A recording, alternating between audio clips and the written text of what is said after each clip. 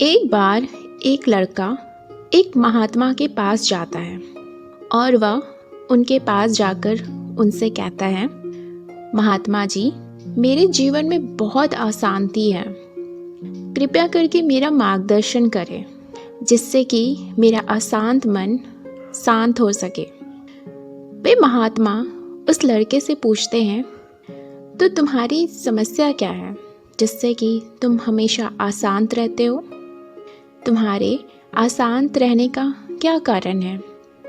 वह लड़का उस महात्मा से कहता है, अत्यधिक विचारों के कारण मेरे भीतर बहुत सारे विचार चलते रहते हैं जिसके कारण मेरा मन अशांत रहता है। वो महात्मा मुस्कुराते हुए उस लड़के से पूछते हैं, क्या तुम उस आकाश में उस सूरज को देख सकते हो? वह लड़का ऊपर आकाश में देखता है और उस महात्मा से कहता है, हाँ, मैं उसे देख सकता हूँ। यह सुनकर वे महात्मा उस लड़के से पूछते हैं कि अगर तुम लगातार धूप में खड़े रहे तो तुम्हारा क्या होगा? वह लड़का उस महात्मा को उत्तर देता है कि मुझे गर्मी लगेगी और फिर पूरा शरीर गर्म से बेचैन हो जाएगा। यह उत्तर सुनकर वे महात्मा उस लड़के से पूछते हैं कि अगर धूप में तुम खड़े रहे तो तुम्हें गर्मी लगती है, तो इसमें किसका दोष है? सूर्य का, गर्मी का या फिर तुम्हारा?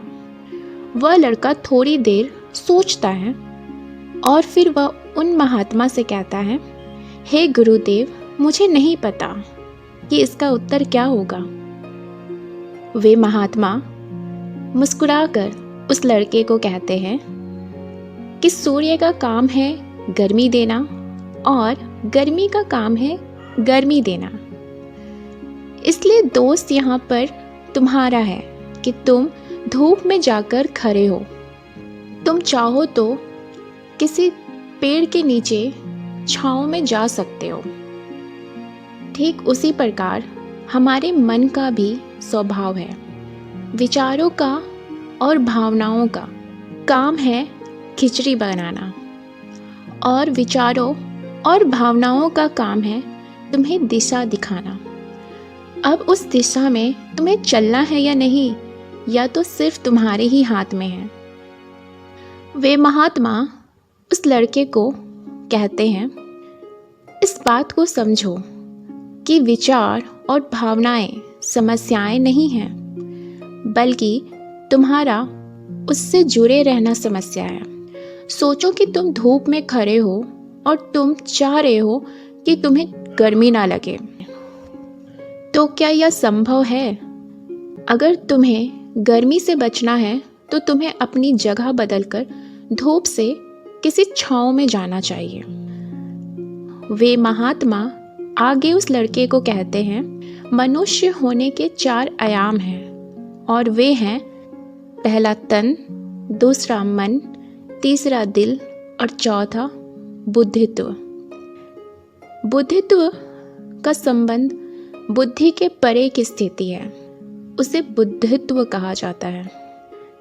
दूसरे और तीसरे आयामों में यानी मन और दिल में हमेशा उथल पुथल चलती रहती है, यानी मन में विचार चलते रहते हैं और दिल में भावनाएं होती हैं, और ये दोनों के आयाम बहुत ही शक्तिशाली हैं।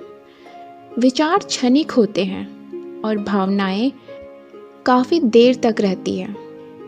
इसे तुम ऐसे समझो जैसे कि कल तुम जिसे खोने से डरते थे, आज वो तुम्हारे पास नहीं है और आज तुम्हें उसकी कमी महसूस हो रही है। लेकिन कुछ समय के बाद वह कमी महसूस होनी बंद हो जाती है। ऐसा क्यों होता है? क्योंकि भावनाओं को अलग होने में थोड़ा समय लगता है।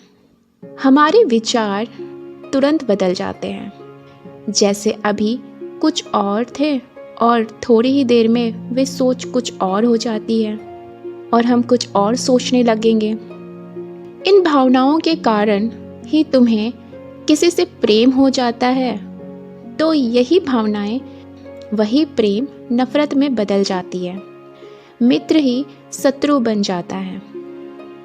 उस महात्मा से यह बातें सुनकर वह लड़का काफ़ी उत्साहित होकर उस महात्मा से कहता है, तो हे गुरु, इसके क्या उपाय है?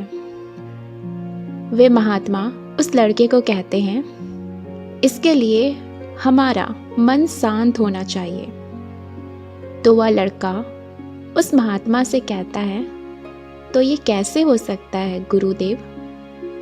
वो महात्मा उस लड़के से कहते हैं कि इसके लिए हमें कुछ उपाय करने चाहिए। वे हैं अपने तन के आयाम पर काम करना, और ये सबसे आसान तरीका है। शरीर के स्तर पर हमारी कामेंद्रियां हैं और ज्ञानेंद्रियां हैं। हमारी कामेंद्रियां कर्म से जुड़ी हुई है और हमारी ज्ञानेंद्रियां ज्ञान से जुड़ी हुई है। इसके प्रति हम अपनी संवेदनशीलता को बढ़ा सकते हैं, और इसका मतलब यह है कि हम जो भी कार्य करें उसे आनंद के साथ करें। जैसे कि अगर तुम पानी पी रहे हो तो तुम्हें सिर्फ पानी पीना चाहिए, यानी पानी पीते समय अपना 100% दो। तो वह लड़का यह सुनकर उस महात्मा से कहता है, तो यह कैसे होगा गुरुदेव? वे गुरु उस लड़के को बतलाते हैं, ऐसा करने के लिए तुम्हें अपना मन और दिल के आयाम से हटकर शरीर के आयाम पर आना होगा।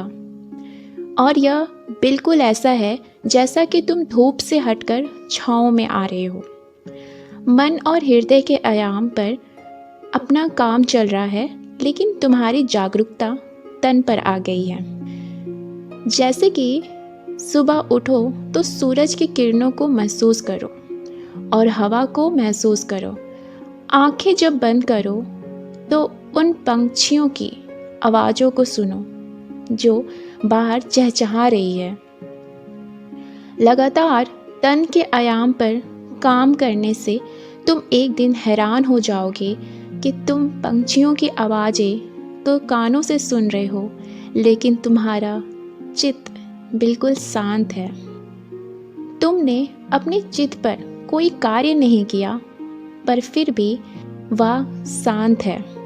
इसलिए पहला उपाय यह है कि हर कार्य को तन के आयाम पर जागरूकता के साथ करना शुरू कर दो।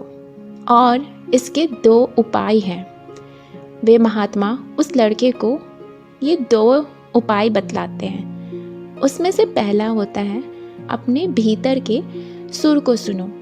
महात्मा आगे कहते हैं, इसके लिए तुम किसी शांत जगह पर जाओ जहाँ पर कोई शोर ना हो, और अपनी आंखें बंद करो और अपने भीतर के सुर को सुनने का प्रयास करो। हैरानी की बात यह है कि वह सुर कभी भी बंद नहीं होती और वह हमेशा ही बजते ही रहती है। वह लड़का उस महात्मा से पूछता है कि अगर वह हमेशा बजती ही रहती है तो वह हमें सुनाई क्यों नहीं देती है, हमें इस वक्त क्यों नहीं सुनाई दे रही है? वे महात्मा उस लड़के को कहते हैं, बाहर के शोर के कारण वे तुम्हें सुनाई नहीं देती। अगर तुम अपने भीतर के सुर को सच में सुनना चाहते हो तो तुम्हें अपने दोनों कानों को अपने हाथों से बंद करना होगा। तब तुम यह देखोगे कि यह सुर बिना किसी यंत्र के बज रही है, और जब तुम्हें यह सुनाई देगी तब तुम अपने हृदय और मन से दूर हो जाओगे और तुम्हारा चित्त बिल्कुल शांत रहेगा। वे महात्मा आगे कहते हैं, एक बात हमेशा याद रखना कि मन सबसे ज़्यादा सक्रिय तभी होता है जब इसे तुम्हारे द्वारा ऊर्जा मिलती है। अगर तुम अपनी ऊर्जा को अपने तन और अपने भीतर के सुर को सुनने पर लगाओगे तो तुम्हारा मन कैसे सक्रिय होगा? यह तो एक बहुत बड़ी समस्या है। वे महात्मा उस लड़के को कहते हैं, क्या यह तुम्हें पता है कि हम अपने विचारों से और अपनी भावनाओं से हमेशा लड़ते रहते हैं और इसी में ही हम अपनी ऊर्जा को भी खत्म करते रहते हैं। हमें हर बार की तरह हमें अशांति ही घेर लेती है। इसलिए अपने मन को शांत करने के लिए तुम ये 2 काम कर सकते हो। वे महात्मा बतलाते हैं कि हम कैसे अपने मन को शांत कर सकते हैं। इसमें से पहला उपाय है अपने मन के आयाम से हटकर तन के आयाम पर आना, और दूसरा अपने भीतर के सुर को सुनने की प्रयास करना।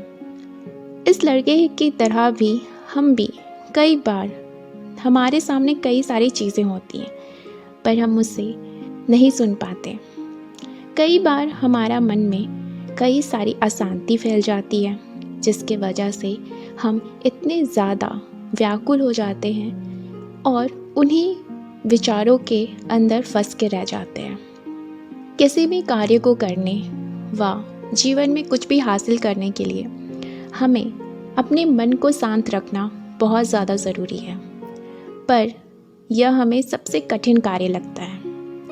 आज की कहानी के माध्यम से हमने यह सीखा कि हम कैसे अपने मन को शांत करें और अपने चित्त को एक ही जगह पर केंद्रित करें। हम कई बार सुनते हैं कि हमारा अंतरात्मा हमें सही दिशा दिखाता है, पर हम में से कई लोग होंगे जो अपनी इस अंतरात्मा की आवाज़ को सुन ही नहीं पाते। ये होता क्यों है? क्योंकि हम कभी सुनने की कोशिश ही नहीं करते, या हमारे आसपास इतना शोर होता है कि हम उन्हीं शोरों में खो जाते हैं और धीरे धीरे हमारी मन की आवाज़ दबती जाती है और एक वक्त आता है जहाँ पर ये आनी ही बंद हो जाती है। इसीलिए अपने जीवन में हम खुद को समझने की कोशिश करें, अपनी आंतरिक आवाज़ को सुनने की कोशिश करें, ताकि हम जीवन में एक सही फैसला और सही मार्ग पर चल सकें। अपने जीवन में हम कई सारी परेशानियों से घिरे होते हैं और उसका हमें कोई रास्ता नहीं दिखाई देता कि हम उस समस्या से कैसे निकलें। यह तभी होता है जब हमारा मन अशांत हो, क्योंकि अशांत मन में कभी भी सही निर्णय नहीं लिया जा सकता। हम सभी को इस कहानी के ही जैसे अपने जीवन में अपनी आंतरिक आवाज़ को सुनने की कोशिश करनी चाहिए और अपने मन से हटकर अपने तन के आयाम में आना चाहिए। आप जीवन में हर एक चीज़ को आनंद के साथ करना शुरू करें और उसे वर्तमान में रहकर आनंद के साथ उस पल को जिएं।